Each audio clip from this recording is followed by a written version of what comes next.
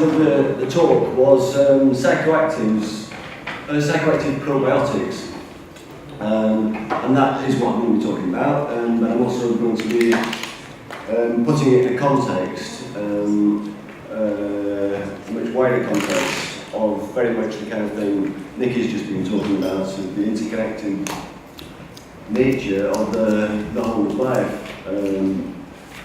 And as psychoactive, as probiotics interact with those, they are managing to do that because we share the same neuromodulators. We call them neurotransmitters in animals because we have neurological networks.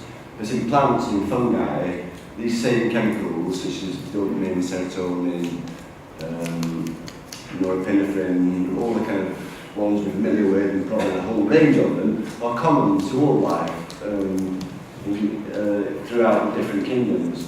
And they use these chemicals to do very similar things in different contexts. For example, a plant under stress will produce histamine, just as an animal will do. But obviously we don't have a neural network. So they're not only using these things within themselves, but they're also using them to interact across what are perceived to be distinct phylogenetic kingdoms. And the ground state gardening bit is, so these things are inside us, they're affecting us, and so we have a choice over how we garden the internal ecology of ourselves, and that in turn, I will hope to try and explain, affects our consciousness. And then this whole mechanism, if it's intelligible, then gets reiterated at a global level, just as fractals do this. I'm sure that sounds a bit confusing at the moment, but hopefully it will become clear.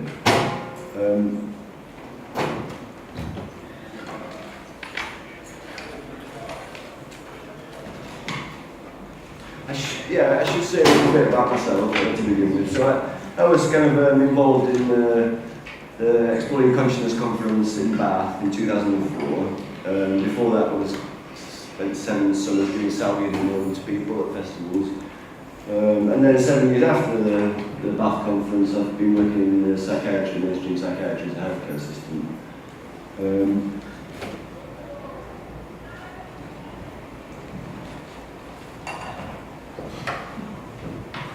So the common theme that I'm trying to be talking about here is the concept of bottom-up aspects of self-organising systems, mainly with reference to the human microbiota and probiotics that we intentionally ingest. And also I'm going to relate this to bitcoins and global governance and the evolution of democracy. Both systems are very new forms of intelligence to us. We're only very recently, in the last few years, realising how microbiota influence our cognition and our moods and our levels of stress and everything. Very, very nascent science. And in exactly the same way, Bitcoin is a very nascent form of technology, which coincidentally seems to operate in a very similar system. So the link with psychedelics, I think, is evident about, like I say, Nikki was talking about interconnectedness. So much of what she was saying, Danny had said the same kind of thing. Psychedelics seem to bring this awareness of interconnection very much into the forefront of her awareness.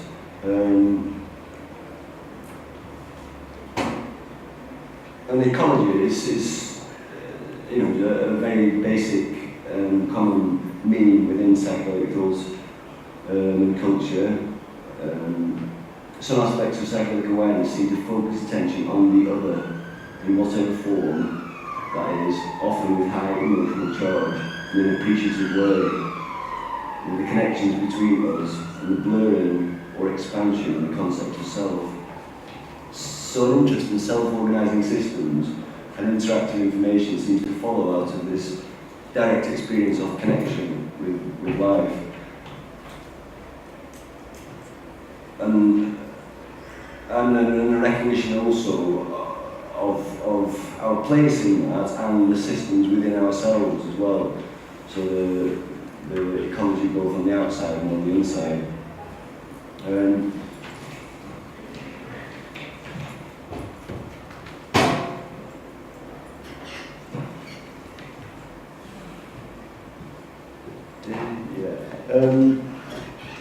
Nature and ecology, very interesting words. Satish Kumar talked about the origins of these words a few weeks ago. Nature, natura, comes from birth. Obviously an integral part of life, as is death. And through psychedelic experience, these motifs are quite common, particularly at higher doses, and we have the concept of experiential rebirth. And then the word ecology, echo, comes from home. And so we are born into this living environment that is our home. And maybe some poetry. I think Dale Pendle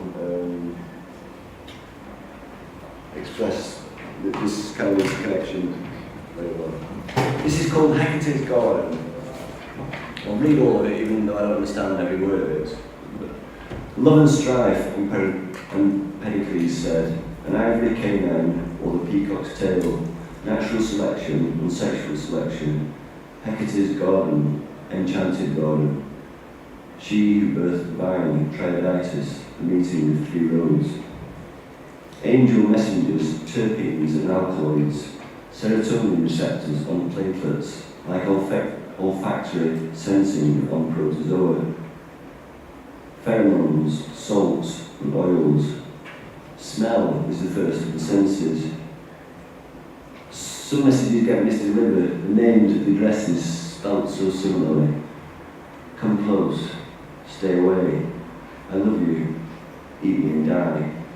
And the primal atmosphere, likewise internalized, nitric oxide in the synapse, enemy nerve gas co-opted, given a work permit in the Precambrian armistice and employed. The nervous system is distributed, thousands of receptor sites, hundreds of thousands of mediating chemicals, love and strife, angels terrible and sweet. Some messages are like inter-office memos, acetylcholine between cells. Others are transmissions from the Foreign Office, tannins meant for other species, jasmonic acid. Some messages are false, disinformation created to confuse and subvert, protease inhibitors. Some are love letters to other life forms, or imperialistic saber-rattling, like a phylum-wide Monroe doctrine. Plants to animals, or interactions with the environment, carbohydrates oxidizing, secretions of GABA. It's not all in your head.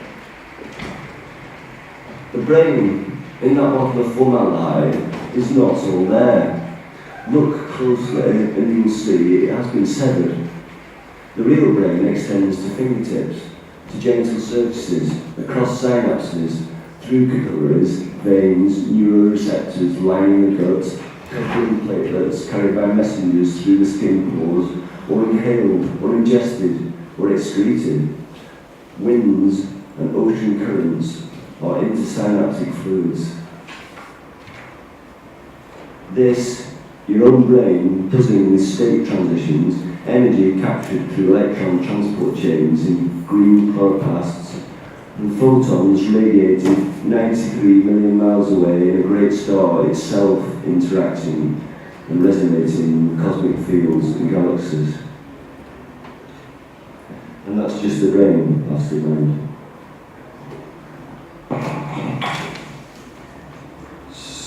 For me, that kind of opened my mind very much to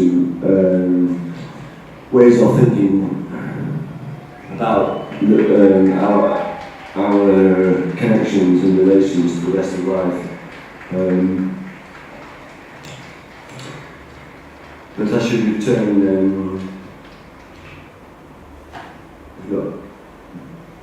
Briefly to the topic of the talk. These guys are of interest in the whole file inter-kingdom communication thing. These guys help the uptake of nutrients through the roots of birch trees and other types of trees. But what they also seem to be doing with the network that they have is they seem to be transmitting information across space. The example that illustrates this is when an infestation of insects hits one side of the forest, the trees on the other side of the forest will start responding and producing more tannins in anticipation of the arrival. Of the arrival of the pest. So how do they do that? Do they know this? Well, they are actually connected physically to these other organisms.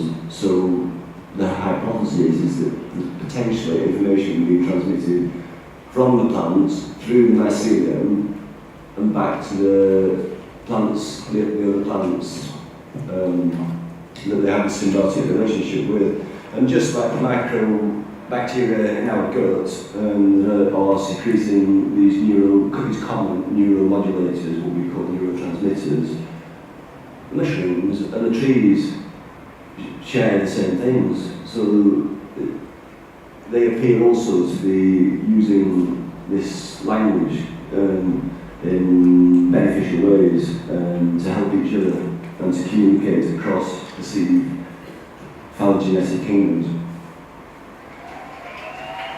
And these are the birch trees that they're helping to talk amongst themselves. So the neurotransmitters that are common to all of the kingdoms, the plants, fungi, animal and microorganisms, various ones, so there's a whole segregation of different kingdoms within microorganisms. These neurotransmitters they're actually secreted by the microbiota in the gut, and they bind to the receptors that we have in our gut lining, which in turn are connected by something called the enteric neural network, which is functions like a second brain and covers all of the digestive system, shares the same neurotransmitters as the brain does. And it can actually, if you sever the connection, there's a main nerve that connects the neural network in the gut to the one in the brain. If you sever that, the gut can carry on functioning independently of the brain and still do all its processes. And many things like that make sense because that's where the brain obviously came from, going back in evolution. The first, most basic neural networks would have been around digestion because that's the thing we do to keep alive, really. Even before sex comes into it, we need to eat somehow. So we've got these drug pressures in our gut, and we have a choice about which drugs we let them give us. And so we have the potential to modulate through this nascent science, psychopharmacology.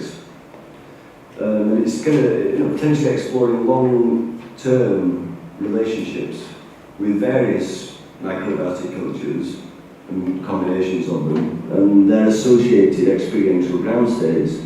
So these guys, they're pumping out different ones, different cultures secrete different neurotransmitters, and so we have the choice to select which neurotransmitters we want the most prevalent in the brain. Oh boy, this talk. I haven't timed this talk very well. Okay, so straight on to yogurt. Yogurt is obviously something which is produced by what we understand as probiotics, many different kinds of them. It's interesting how many different spellings there are of the word yogurt. It seems kind of suggestive of sex and drugs, really, where you get a wide variety of diversity describing the same thing. So this is just a short list of the bacteria, the microorganisms, the microbiota that we know about, and the Projection is go.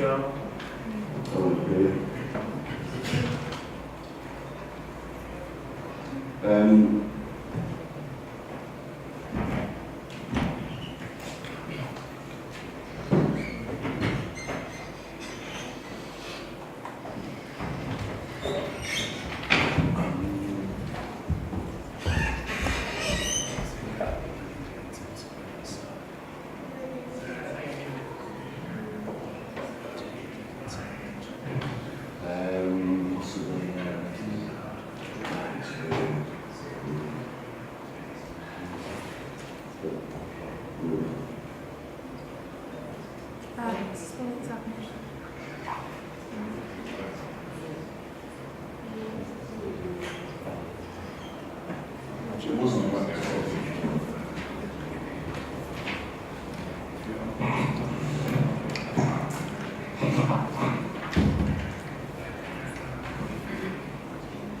Maybe just continue without it. Yeah, sorry about that. Okay. Okay, so that was going to be a list of the different species. Basically, there are known species that produce GABA in particular, that produce norepinephrine in particular, and produce serotonin in particular, produce dopamine in particular, and produce acetylcholine in particular. So you can see the potential to mix these species to determine the choice of which ones are prevalent flying around in their heads. And people at this conference often like to do that kind of thing, to consciously choose what kind of activity is going on inside. And so the picture of the yogurt is all about, well, how would you go about choosing these cultures and combining them? Well, the obvious thing is that you would yogurt weave.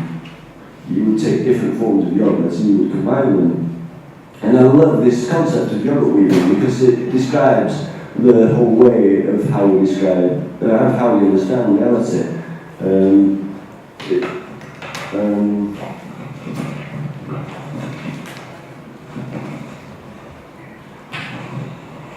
The bottom line is, even if it is yogurt weaving, the essential question is, does it actually work? I would like to show you some slides of, again, specific species.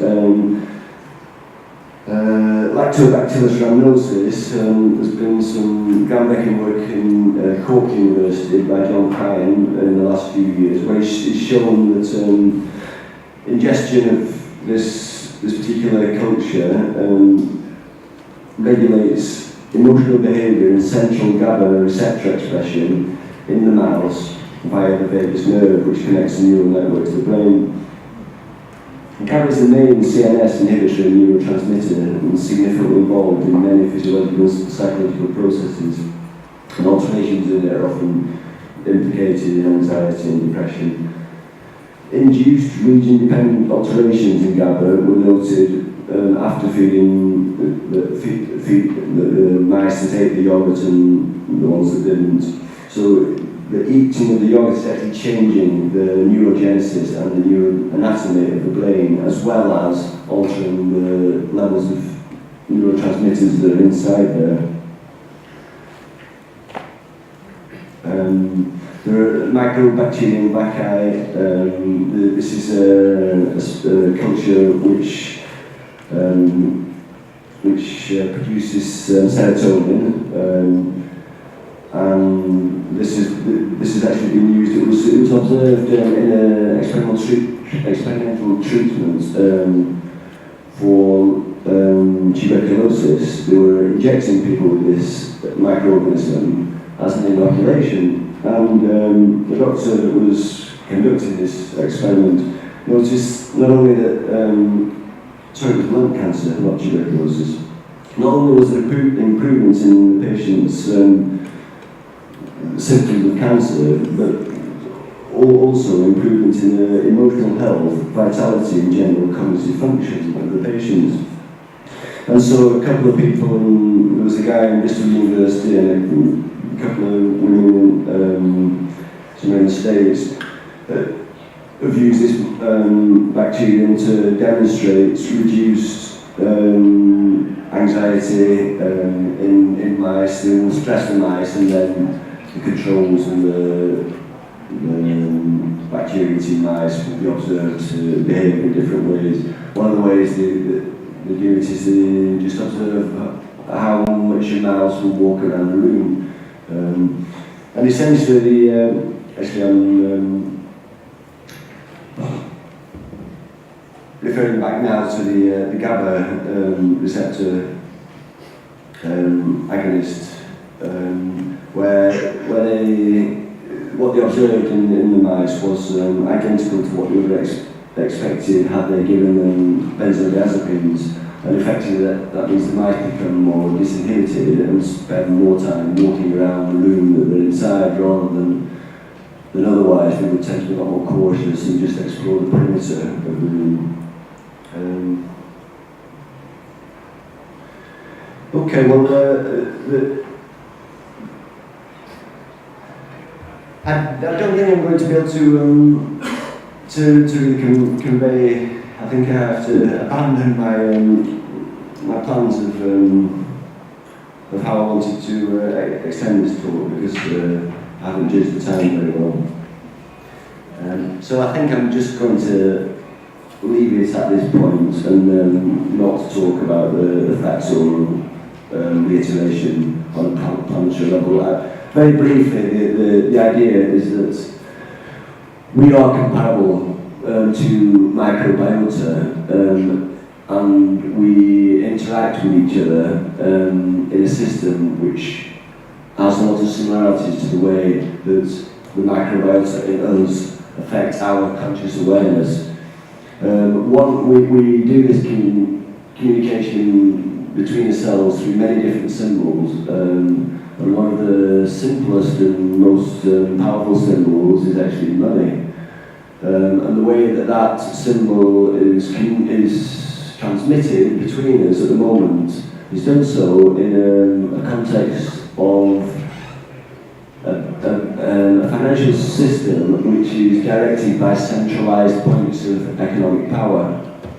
And these centralized points are comparable to the head, the brain in the human body, and the whole idea of capitalism, the word itself, capita, well, what does capita mean? It means head, it means centralized control, and that is what creates the financial crisis that we've got at the moment, but there are alternatives to it. You don't need to give the control of the economic system to centralised units of power which work to further increase their own power. And an alternative is a distributed, decentralised network, a digital network, which is what Bitcoin is providing. I would love to explain more about the significance that currency has, but basically it's about the decentralization of economics. And you can imagine the influence that economics has in functioning of the world.